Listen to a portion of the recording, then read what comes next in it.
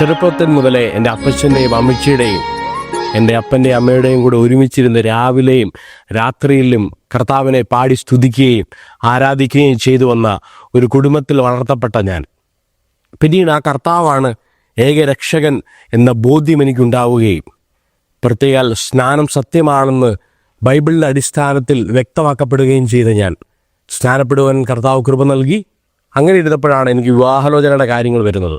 എന്റെ വിവാഹത്തോടനുബന്ധിച്ച് കർത്താവിന്റെ ഉള്ളിൽ തന്ന ദർശനമനുസരിച്ച് ഞാൻ പ്രാർത്ഥിച്ചതും ആഗ്രഹിച്ചതും ഒരു മിഷണറിയായ വ്യക്തിയെ വിവാഹം കഴിക്കാനാണ്. അങ്ങനെയാണ് ഞാൻ അദ്ദേഹത്തെ ചൂസ് ചെയ്യുന്നതും. വിവാഹാലോചനയുമായിട്ട് ബന്ധപ്പെട്ട് മുൻപോട്ട് ചെന്നപ്പോഴാണ് ഇപ്പോഴും എന്നെ ഒരു ഹിന്ദുവായിട്ടാണ് പരിഗണിക്കുന്നതെന്ന് അറിയുവാൻ കഴിഞ്ഞത്. അങ്ങനെ ചിന്തിക്കുന്ന വ്യക്തികളോട്, എന്നെ ഇപ്പോഴും ഒരു ക്രിസ്ത്യാനിയായിട്ട് പരിഗണിക്കാൻ കഴിയാത്ത വ്യക്തികളോട് ഒരു ചോദ്യം: ആരാണ് ഈ ക്രിസ്ത്യാനി?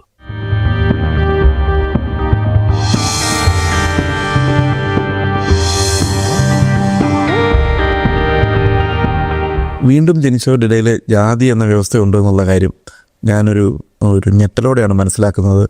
ഞാൻ 2018 ഖത്തറിൽ ഞാൻ പോകുന്ന സമയത്ത് അവിടെ ഒന്ന് രണ്ട് സഹോദരിമാരുണ്ടോ എന്ന് പറഞ്ഞു, പാസ്റ്റർ ഞങ്ങളുടെ കൂട്ടത്തിലൊരു പെൺകുട്ടിയുണ്ട്, ആ പെൺകുട്ടിക്കൊരു വിവാഹം ആലോചിക്കണം. പിന്നെ ചോദിച്ചു ആരാണ് എന്താണ് എന്ന ഡീറ്റെയിൽസ് ചോദിച്ചപ്പോൾ അവർ പറഞ്ഞു ഒരു ബ്രാഹ്മിൻ വിഭാഗത്തിന് ഒറ്റയ്ക്ക് വിശ്വാസത്തിൽ വന്നതാണ്. വിശ്വാസത്തിൽ വന്നപ്പോൾ അവരെ വീട്ടിൽ നിന്ന് ഇറക്കി വിട്ടു. ഇപ്പോൾ ഒറ്റയ്ക്ക് താമസിക്കുകയാണ്. പക്ഷേ 30 വയസ്സ്, അന്ന് 30 വയസ്സുണ്ടെന്ന് എൻ്റെ ഓർമ്മ. വിവാഹം നടന്നിട്ടില്ല. ഒന്ന് പ്രാർത്ഥിക്കണം, ആരെങ്കിലും ഉണ്ടെങ്കിൽ ഒന്ന് ആലോചിക്കണം എന്ന് പറഞ്ഞു. അപ്പോൾ ഞാൻ അവരോട് ചോദിച്ചു, നിങ്ങളുടെ ഇടയിൽ ഒത്തിരി അച്ചായന്മാരുടെ കല്യാണം, മക്കളുടെ കല്യാണമൊക്കെ തെരുതെരെ നടക്കുന്നുണ്ടല്ലോ, ഈ കുട്ടിയുടെ കല്യാണം മാത്രം എങ്ങനെയാണ് നടക്കാതായത് എന്ന് ചോദിച്ചു കഴിഞ്ഞപ്പോൾ അവർ നിശബ്ദരായി. കാരണം അവർക്കൊരിക്കലും സങ്കല്പിക്കാൻ പോലും കഴിയുന്നില്ല ഒരു സിറിയൻ ക്രിസ്ത്യൻ വീട്ടിലേക്ക് ഇങ്ങനെ വേറൊരു ഹിന്ദു മത, ബ്രാഹ്മിനായാലും ഏത് വിഭാഗത്തിൽപ്പെട്ടതായാലും വന്ന് കയറുക എന്ന് പറയുന്നത് അവർക്ക് ഭയങ്കര അസ്വസ്ഥതയുള്ള കാര്യം. അപ്പം ഞാൻ ആലോചിക്കുന്നത് അന്നോട്ട് എൻ്റെ ഉള്ളിൽ ഇതൊരു വേദനയായിട്ടുണ്ട്. പെന്തക്കോസ്ത് സഭയിൽ യാതൊരു മാറ്റവും വന്നിട്ടില്ലെന്നുള്ള ഉത്തമ ഉദാഹരണമാണ് നമ്മുടെ വിഭാഗ പരസ്യങ്ങൾ. അത് പത്രമാധ്യമങ്ങളാകട്ടെ ഓൺലൈൻ മാധ്യമമാകട്ടെ ഏത് മാധ്യമം പരിശോധിച്ച് കഴിഞ്ഞാലും അതിനകത്ത് വ്യക്തമായി കാണാൻ കഴിയും. Syrian Pentecost church, Orthodox Pentecost church, ചേരവ പെന്തക്കോസ്ത് ചർച്ച്, സാംബോ പെന്തക്കോസ്ത് ചർച്ച് അല്ല മറ്റു നേരത്തെ ഏതായിരുന്നോ അതിനെ മുൻനിർത്തി അവർ പരസ്യങ്ങൾ കൊടുക്കുന്നു. എന്നാൽ ദൈവത്തിൻ്റെ വചനം പറയുന്നത് ഒരുവൻ ക്രിസ്തുവിലായ പുതിയ സൃഷ്ടി അത്രേ, പഴയത് കഴിഞ്ഞുപോയി, ഇതാ സകലതും പുതുതായി തീർന്നിരിക്കുന്നു. പിന്നെ ഞാൻ മനസ്സിലാക്കിയത് ഈ പാസ്റ്റേഴ്സ് തന്നെ ഭയപ്പെടുന്നു. അതായത് ഈ ജാതിയെ ബ്രേക്ക് ചെയ്യാൻ ഭയപ്പെടുന്നതായിട്ടാണ്. വേറൊരു ജാതി ഇടകളുടെ വിവാഹം കഴിക്കുക അവർ തന്നെ നിരുത്സാഹപ്പെടുന്നു. കാരണം ഇന്ന് പലപ്പോഴും ശുശ്രൂഷകർ ദൈവത്തിൻ്റെ ദാസന്മാരായിട്ടല്ല, ഈ പണം ആര് കൊടുക്കുന്നു അവരുടെ ദാസന്മാരായിട്ട് ശുശ്രൂഷിക്കുന്നത് കൊണ്ട് പാരമ്പര്യങ്ങളെ നിലനിർത്തുന്നതിൽ ഒരു ഇൻസ്റ്റിറ്റ്യൂഷണലൈസ്ഡ് ആയിട്ടുള്ള ഒരു രീതികളാണ് ഇന്നുള്ളതെന്നാണ് ഞാൻ മനസ്സിലാക്കുന്നത്. പാസ്റ്റർമാർ തന്നെ കല്യാണം ആലോചിക്കുമ്പോൾ ഈ ജാതിയിലുള്ളവർ പരസ്പരമാണ് ആലോചിക്കുന്നത്, എന്നിട്ട് ദൈവാലോചന പറയുകയും ചെയ്യും. ഇതെല്ലാം ഒരു ഗൂഢാലോചനയായിട്ട് എനിക്ക് കാണാൻ സാധിക്കുന്നുള്ളൂ. കാരണം ജഡം നടത്തുന്നത് ഗൂഢാലോചനയാണ്. എൻ്റെ അതേ ജാതി, എൻ്റെ അതേ മതം, എൻ്റെ അതേ വിദ്യാഭ്യാസം, എൻ്റെ ഇഷ്ടത്തിനനുസരിച്ച് ദൈവം പ്രവർത്തിക്കുന്ന, എൻ്റെ ഒരു ദാസനായി ദൈവം പ്രവർത്തിക്കുന്ന ഒരവസ്ഥയാണ് വിവാഹങ്ങളെ സംബന്ധിച്ചുള്ളത്. ഇവരെല്ലാം കോട്ട് ചെയ്യുന്ന പഴയ നിയമത്തിൽ ജാതികളോട് ഇടകലരരുതെന്ന് പറയുന്ന വാക്യമാണ്. എന്നാൽ പഴയ നിയമത്തിൽ വളരെ വ്യക്തമായ നിർദ്ദേശങ്ങളുണ്ട്. ഒരു മനുഷ്യൻ ജാതീയ ആചാരങ്ങളിൽ നിന്ന് യഹൂദ മതത്തിലേക്ക് വന്നാൽ എന്ത് ചെയ്യണം? ഒരു പ്രോസിലൈറ്റ് എന്ന് അവരെ വിളിക്കുന്നത്. പ്രോസിലൈറ്റ്സിനെ എങ്ങനെ കൈകാര്യം ചെയ്യണം എന്നുള്ള കാര്യം ബൈബിൾ വ്യക്തമായിട്ട് എഴുതിയിട്ടുണ്ട്. അവർ സ്വദേശിയെപ്പോലെ തന്നെ ആയിരിക്കണമെന്നാണ്. അത് പുറപ്പാട് ദിവസത്തിൽ അത് കർത്താവ് വ്യക്തമായിട്ട് കൽപ്പിക്കുന്നുണ്ട്. 12-ാം അധ്യായത്തിൻ്റെ 48-ാം വാക്യം മുതൽ നമ്മൾ ഇങ്ങനെ വായിക്കുന്നു: ഒരു അന്യജാതിക്കാരൻ നിന്നോട് കൂടെ ചേർന്ന് യഹോവയ്ക്ക് പെസഹ ആചരിക്കണമെങ്കിൽ അവനുള്ള ആണൊക്കെയും പരിച്ഛേദന ഏൽക്കണം. അതിൻ്റെ ശേഷം അത് ആചരിക്കേണ്ടതിന് അവൻ അടുത്തു വരാം. അവൻ സ്വദേശിയെപ്പോലെ ആകൂ. ഞാൻ യേശു ക്രിസ്തുവിനെ രക്ഷിതാവും നാഥനുമായി സ്വീകരിച്ചു വിശ്വാസത്തിലേക്ക് വന്നിട്ട് ഏകദേശം 15 വർഷത്തിലേറെയായി. ഇത്രയും കാലയളവിൽ എൻ്റെ മനസ്സിനെ വല്ലാണ്ട് വേദനിപ്പിച്ചത് എൻ്റെയും എൻ്റെ സഹോദരിയുടെയും വിവാഹത്തോടനുബന്ധിച്ച ചില സംഭവങ്ങളിലാണ്. ജാതിയോ മതമോ നമുക്കില്ലെന്നും ക്രിസ്തുവിൽ നമ്മളെല്ലാവരും തുല്യരത്രേ എന്നും പഠിപ്പിക്കുന്ന, ബൈബിളിൽ വിശ്വസിക്കുന്ന വിശ്വാസികൾ തന്നെ വിവാഹാലോചന വരുമ്പോൾ ജാതി അന്വേഷിക്കുകയും മതം അന്വേഷിക്കുകയും ചെയ്യുന്നത് ഞങ്ങൾക്ക് വല്ലാണ്ട് വേദന ഉണ്ടാക്കിയിരുന്നു. എൻ്റെ ഭർത്താവ് ഹൈന്ദവ മാർഗത്തിൽ നിന്ന് രക്ഷയിലേക്ക് വന്ന വ്യക്തിയാണ്.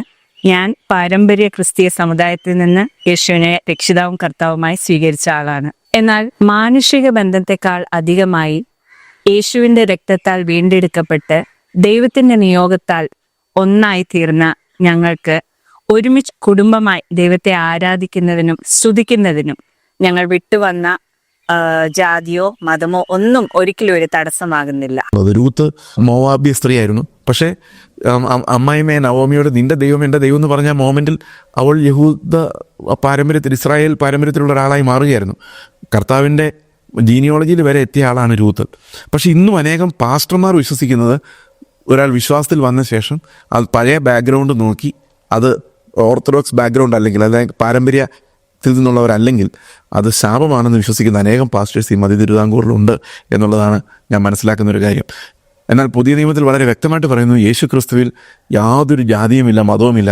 ഏറ്റവും പ്രധാനപ്പെട്ട ഒരു വാക്യം, സഭയിലേക്ക് നമ്മൾ ചേരുമ്പോൾ ഓരോ അവയവങ്ങൾ എന്ന രീതിയിൽ കർത്താവിനോട് ചേർന്ന് സ്നാനമേറ്റ് നാം യഹൂദനെന്നോ യവനെന്നോ ഇല്ലാത്ത ഒരു ഐക്യത്തിലേക്കാണ് കർത്താവ് കൊണ്ടുവരുന്നത്. ക്രിസ്തുവിൻ്റെ പുനരുത്ഥാന ശരീരമാണ് സഭ എന്ന് പറയുന്നത്. അതിന് മാർമികമായിട്ട് നമ്മൾ ചിന്തിക്കുമ്പോൾ പുനരുത്ഥാനം ചെയ്ത് ക്രിസ്തുവിനെ വീണ്ടും മുറിക്കുന്ന ഒരവസ്ഥയിലേക്കാണ് ഇന്ന് നമ്മൾ എത്തിച്ചേർന്നിരിക്കുന്നത്.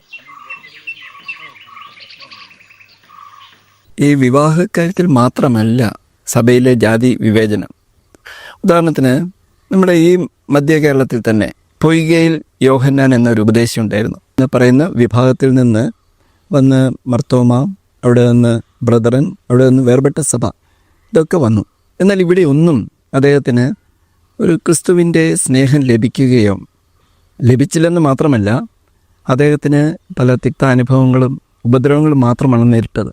പ്രത്യേകിച്ച് ഒരു താഴ്ന്ന ജാതി എന്ന വിഭാഗത്തിൽപ്പെട്ട ഒരാളുടെ ശവസംസ്കാരം ഇദ്ദേഹം നടത്തിയതിന് വലിയ ഉപദ്രവവും മനക്ലേശവുമാണ് അദ്ദേഹത്തിന് നേരിടേണ്ടി വന്നത്. അദ്ദേഹം ഉപദേശിയായിട്ടിരുന്ന സമയത്ത് അദ്ദേഹത്തിൻ്റെ ആ പ്രസംഗത്തിൻ്റെ തീഷ്ണതയും ആ ഒരു ക്രിസ്തീയ ചൈതന്യവും ഇത് കണ്ട വിദേശ മിഷണറിമാർ, അത് പ്രത്യേകിച്ച് കുക്ക് സാഹിബ് അദ്ദേഹത്തിൻ്റെ സ്വന്തം തുവാലയെടുത്ത് ഇദ്ദേഹത്തിൻ്റെ മുഖത്തെ വിയർപ്പ് ഒപ്പുന്നതായിട്ട് കേട്ടിട്ടുണ്ട്. നമുക്കാണ് ഈ തീണ്ടലും തൊടിയിലുമൊക്കെ. സുവിശേഷ പ്രവർത്തനങ്ങളിൽ ഇറങ്ങി സഭയുടെ ശുശ്രൂഷകളൊക്കെ ചെയ്യാൻ തുടങ്ങിയ സമയം തൊട്ട് പലവിധമായ തിക്ത അനുഭവങ്ങൾ എൻ്റെ ജീവിതത്തിൽ കടന്നു വരാനിടയായി തീർന്നു. നമുക്കറിയാലോ, നമ്മളെല്ലാവരും പറയുന്നൊരു കാര്യമുണ്ട്, നമ്മളെല്ലാം ഒരപ്പത്തിൻ്റെ അംശങ്ങളാണെന്ന് അവകാശപ്പെടുന്നെങ്കിലും പലപ്പോഴും നമ്മുടെ യാഥാർത്ഥ്യമായ ജീവിതത്തോട് നമ്മൾ അടുത്തു വരുമ്പോൾ ദൈവവചനത്തിനകത്ത് അടങ്ങിയിരിക്കുന്നതായ മൂല്യതകളോ ദൈവവചനത്തിന് അടങ്ങിയിരിക്കുന്നതായ യാതൊരു വിലയും നമ്മൾ കൽപ്പിക്കാറില്ല. ഞങ്ങളുടെ ജീവിതത്തിൽ എനിക്ക് വ്യക്തമായിട്ട് പറയുവാൻ കഴിയും, ഈ കാലഘട്ടത്തിൽ ആത്മീയരെന്ന് പറയുന്നവർ പലരും ഒരു മനുഷ്യനെ ആദ്യമേ കാണുമ്പോൾ അവൻ്റെ നിറം നോക്കിയും അവൻ്റെ ജാതി നോക്കിയുമാണ് അവനെ സ്നേഹിക്കുന്നതെന്നുള്ളത് വളരെ യാഥാർത്ഥ്യമാണ്. എപ്പോഴൊരു അവഗണന ഞാൻ നേരിട്ടതായിട്ടുള്ളതായി വളരെ യാഥാർത്ഥ്യം എനിക്കറിയാം. ഒരു ശുശ്രൂഷ ചെയ്യുവാനോ ഒരു വചനം പോലും പ്രസംഗിക്കാൻ പലപ്പോഴും അവസരം തരാതെ മാറ്റി നിർത്തിയതായ അനുഭവങ്ങൾ എൻ്റെ ജീവിതത്തിൽ ഒത്തിരിയുണ്ട്. ഞാൻ ചേസ് ജോസഫിൻ്റെ ഭാര്യയാണ്. ഞങ്ങൾ 10 വർഷം ആന്ധ്രാപ്രദേശിലെ മിഷണറി ആയിരുന്നു. ആ സമയത്ത് 2010 ഞങ്ങൾ രണ്ടാമത്തെ ബേബി മരിച്ചുപോയി. ആ സമയത്ത് വിശ്വാസികളായ നമുക്ക് ഏറ്റവും അടുത്ത അറിയുന്ന ആൾക്കാർ ചേസസിനോട് പറഞ്ഞു, വിജാതിന്ന് കല്യാണം കഴിഞ്ഞതുകൊണ്ട് ഈ സംഭവിച്ചത്, അതുകൊണ്ട് ഒരു ശാപമാണെന്ന് പറഞ്ഞു. ലോകത്തിൻ്റെ സകല പാപ പരിഹരിക്കാൻ വേണ്ടി കർത്താവായ യേശു ക്രിസ്തു ഈ ഭൂമിയിലേക്ക് വന്നു എന്ന് വേദപുസ്തകത്തിൽ പറയുക. അതേ സമയത്ത് ഇങ്ങനെയൊക്കെ പറയുമെന്ന് ചിന്തിക്കുമ്പോൾ എനിക്ക് ഇവർക്ക് ഇത് മനസ്സിലാകാത്തത് കൊണ്ടായിരിക്കും ഇങ്ങനെ ചിന്തിക്കുന്നതെന്ന് ഞാൻ ചിന്തിച്ചു. ഒരു പുതിയ സഭയുടെ പ്രാരംഭ പ്രവർത്തനമായി ഞാൻ സുവിശേഷീകരണത്തിന് കടന്നു പോയപ്പോൾ ആ സഭയുടെ ഒരു സെൻട്രൽ പാസ്റ്റർ പറഞ്ഞൊരു കാര്യം ഇതായിരുന്നു: കാരി കയറിയാൽ പിന്നെ വാള കയറത്തില്ല. എന്താണ് അതിൻ്റെ അർത്ഥം? സമൂഹത്തിൽ താഴേക്കഴിയുള്ള പ്രിയപ്പെട്ടവർ ഈ സഭയിലേക്ക് കടന്നു വന്നാൽ പിന്നെ സമൂഹത്തിൽ ആ ഉന്നതെന്ന് വിശേഷിപ്പിക്കുന്ന പ്രിയപ്പെട്ടവർ അതിലേക്ക് കടന്നു വരത്തില്ലെന്നുള്ളതല്ലേ? ഒരിക്കലും സഭയിലെ പ്രമാണിയായ ഒരു മനുഷ്യൻ, അദ്ദേഹത്തിൻ്റെ മക്കളെല്ലാം വിദേശത്താണ്. അദ്ദേഹം വിദേശത്ത് മക്കളുടെ ഇടയ്ക്കിൽ പോയിട്ട് തിരികെ വരുന്നതായ സന്ദർഭത്തിൽ ഒരു സാധു കുടുംബം സഭയിൽ കടന്നു വന്നു. അവർ വന്നത് അദ്ദേഹത്തിന് ഇഷ്ടപ്പെട്ടില്ല. അദ്ദേഹം എന്നെ വളരെ രഹസ്യമായിട്ട് അദ്ദേഹത്തിൻ്റെ വീട്ടിലേക്ക് വിളിപ്പിച്ച് എന്നോട് ചില കാര്യങ്ങൾ സംസാരിച്ചു. അതിൽ ഒരു കാര്യം, ഞാൻ ആ പാസ്റ്റർ വിദേശത്ത് കൊണ്ടുപോകാം, പക്ഷേ പാസ്റ്റർ ഒരു കാര്യം ചെയ്യണം, നമ്മുടെ സഭയിൽ ഇപ്പോൾ പുതിയതായിട്ട് കടന്നു വന്ന ആ കുടുംബത്തെ എങ്ങനെയും ഒഴിവാക്കണം. ഞാൻ ഒഴിവാക്കിയാൽ അദ്ദേഹം എനിക്ക് തിരിച്ച് തരാമെന്ന് പറഞ്ഞത് ഈ ഓഫറാണ്. ഞാൻ ആ കാര്യം നിഷേധിച്ചു. അന്നു മുതൽ അദ്ദേഹത്തിന് എന്നോട് ഒരു നീരസം ഉണ്ടാവുകയും ഞാൻ ആ സഭയിൽ നിന്ന് പോകുന്നത് വരെയും ആ നീരസം അദ്ദേഹം എവിടെയൊക്കെ പ്രകടിപ്പിക്കാമോ അവിടെയെല്ലാം പ്രകടിപ്പിക്കുകയും ചെയ്തു. അപ്പോസ്തല പ്രവൃത്തി 10:34-35 പറയുന്നു, ദൈവത്തിന് മുഖപക്ഷമില്ല എന്നും ഏതു ജാതിയിലും ദൈവത്തെ ഭയപ്പെട്ട് അവൻ്റെ നീതി അനുസരിക്കുന്നവനെ ദൈവം അംഗീകരിക്കുന്നതായി. ദൈവം അംഗീകരിച്ച ഒരാളെ നമുക്ക് എങ്ങനെ മാറ്റി നിർത്താൻ കഴിയും? നമ്മുടെ അടുത്ത് ഒരു വലിയ സഭയിൽ എൻ്റെ ഒരു സുഹൃത്തിൻ്റെ മെമ്പർഷിപ്പിന് വേണ്ടി കടന്നു ചെന്നപ്പോൾ ആദ്യം അദ്ദേഹത്തെ നോക്കിയപ്പോൾ അദ്ദേഹം ഒരു നല്ല ഓഫീസർ ആയിട്ടുള്ള നിലയിലാണ് അദ്ദേഹത്തെ കണ്ടത്. ഞാനൊരു ദളിത് സമൂഹത്തിൽപ്പെടുന്ന ഒരാളാണ്. ആ വ്യക്തിയെ കണ്ടു കഴിഞ്ഞാൽ അങ്ങനെ തോന്നാത്തത് കൊണ്ട് ആ സഭയിൽ മെമ്പർഷിപ്പ് കൊടുക്കാൻ ഉള്ള ആലോചന ഒരു സ്വീകരിക്കുകയും വളരെ സ്നേഹത്തോടെ അദ്ദേഹത്തെ സ്വീകരിക്കുകയും സഹകരിക്കുകയൊക്കെ ചെയ്തു. എന്നാൽ ചില ദിവസങ്ങൾ കഴിഞ്ഞപ്പോൾ മുൻപോട്ട് പോയപ്പോൾ അദ്ദേഹത്തിൻ്റെ ബന്ധു ഇവിടെ സമീപത്ത് താമസക്കാരനാണെന്നുള്ള കാര്യം അവരറിഞ്ഞപ്പോൾ അതാരാന്ന് കണ്ടെത്തി അന്വേഷിച്ചതിന് ശേഷം അദ്ദേഹം ഇന്ന വിഭാഗത്തിൽപ്പെട്ട ആളാണെന്ന് കൃത്യമായിട്ട് ഐഡൻറ്റിഫൈ ചെയ്ത് കഴിഞ്ഞപ്പോൾ അന്ന് മുതൽ ആ സഭയിൽ അദ്ദേഹം വരുമ്പോൾ നേരത്തെ കണ്ട മനോഭാവത്തിലല്ല, അതല്ലാത്ത നിലയിൽ വളരെ വിവേചനത്തോടു കൂടി അദ്ദേഹത്തെ കാണുകയും തുടർന്നുള്ള ദിവസങ്ങളിൽ നിസ്സഹകരണം കാണിക്കുകയും പിന്നീട് ആ സഭയിലെ മെമ്പർഷിപ്പിന് വേണ്ടി അദ്ദേഹം മുൻകൈ എടുത്തപ്പോൾ ഈ സഭയിൽ സാറിന് മെമ്പർഷിപ്പ് തരാൻ ഞങ്ങൾക്ക് ബുദ്ധിമുട്ടുണ്ട്, തൊട്ടടുത്ത് 2 പാവപ്പെട്ടവർ കൂടുന്ന 2 സഭകൾ ഇവിടെ അടുത്തുണ്ട്, ആ സഭയിൽ നിങ്ങൾക്ക് ചേർന്ന് നിൽക്കുകയും മെമ്പർഷിപ്പ് എടുക്കുകയും ചെയ്യാമെന്ന് പറഞ്ഞ് അദ്ദേഹത്തെ നിരുത്സാഹപ്പെടുത്തി. പിന്നീട് അദ്ദേഹം ഒരിക്കലും ആ സഭയിൽ പോകാൻ ആഗ്രഹിച്ചില്ല. അദ്ദേഹത്തെ ഹൃദയത്തിൽ വളരെ മുറിവായി. എൻ്റെ ഏറ്റവും അടുത്ത എൻ്റെ ഒരു ഏറ്റവും ജ്യേഷ്ഠ സഹോദരൻ ഒരു സ്വതന്ത്ര പ്രസ്ഥാനം രൂപീകരിച്ച് പ്രവർത്തനം ആരംഭിച്ചപ്പോൾ വളരെ ബുദ്ധിമുട്ടുണ്ടായി. 3 കുഞ്ഞുങ്ങളെ പോറ്റി പുലർത്തണം. ഗുജറാത്തിൽ ഗാന്ധിനഗറിൽ അദ്ദേഹം സുശീല പ്രവർത്തനം ആരംഭിച്ചു. അപ്പോൾ സാമ്പത്തിക പ്രതിസന്ധി വന്നപ്പോൾ അദ്ദേഹത്തെ കൂടെ ബൈബിൾ കോളേജിൽ പഠിച്ച ഒരു ദൈവാസം പറഞ്ഞു, എൻ്റെ അളിയൻ അമേരിക്കയിലുണ്ട്, അദ്ദേഹം ഈ അടുത്ത ദിവസം വരുന്നുണ്ട്, ആ വരുന്ന സമയത്ത് നിന്നെ കൂടെ സ്പോൺസർ ചെയ്ത് സഹായിക്കുക, ഹെൽപ്പ് ചെയ്യാമെന്ന് പറഞ്ഞുകൊണ്ട് അഡ്രസ്സും എല്ലാം വാങ്ങിച്ച് ആ വ്യക്തിയുടെ വീട്ടിലേക്ക് പറഞ്ഞയച്ചു. അദ്ദേഹം നന്നായിട്ട് കറുത്തൊരു മനുഷ്യനായിരുന്നു. എന്നിട്ട് അവസാനം അദ്ദേഹം ഇങ്ങനെ പറഞ്ഞു, എന്നെ കൂടെ ക്ഷണിക്കണം എന്ന് പറഞ്ഞപ്പോൾ പറഞ്ഞു, എനിക്ക് നിങ്ങളെ അറിയത്തില്ലെന്ന് പറഞ്ഞപ്പോൾ ആ സഹോദരൻ വിളിച്ച് കൂടെയുള്ള തന്നെ റെക്കമെൻഡ് ചെയ്ത തൻ്റെ ശുശ്രൂഷകനോട് പറഞ്ഞു, നിൻ്റെ അളിയൻ എന്നെ ഇതുവരെ വിളിച്ചിട്ടില്ല, അതുകൊണ്ട് എന്ന് റെക്കമെൻഡ് ചെയ്യാൻ പറഞ്ഞു.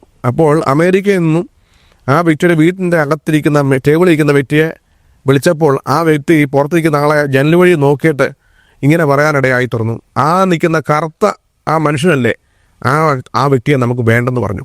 ക്രിസ്തുവിനോട് ചേരുന്ന സഭ എന്ന് പറയുന്നത് വിശ്വാസികളുടെ സംഘമാണ്, ലോകമെമ്പാടുമുള്ള വിശ്വാസികളുടെ സംഘമാണ്.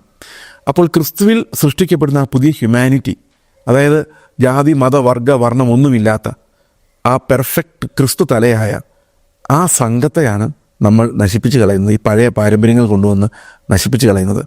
ഇത് വീണ്ടും ജനിച്ച ഒരാൾ അങ്ങനെ ആലോചിക്കാൻ പോലും പാടില്ല.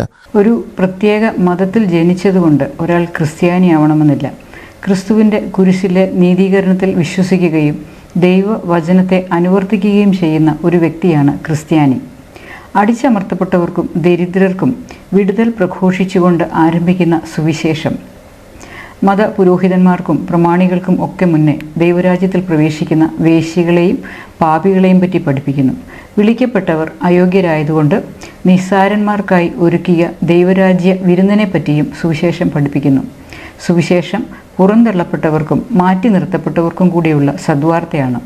ഈ സത്യത്തെ നിഷേധിക്കുമ്പോൾ നമ്മൾ നിഷേധിക്കുന്നത് ക്രിസ്തുവിനെയും ദൈവരാജ്യത്തിൻ്റെ സുവിശേഷത്തെയുമാണ്. നമുക്ക് പ്രാർത്ഥിക്കാം, സത്യം നമ്മളെ സ്വതന്ത്രരാക്കട്ടെ.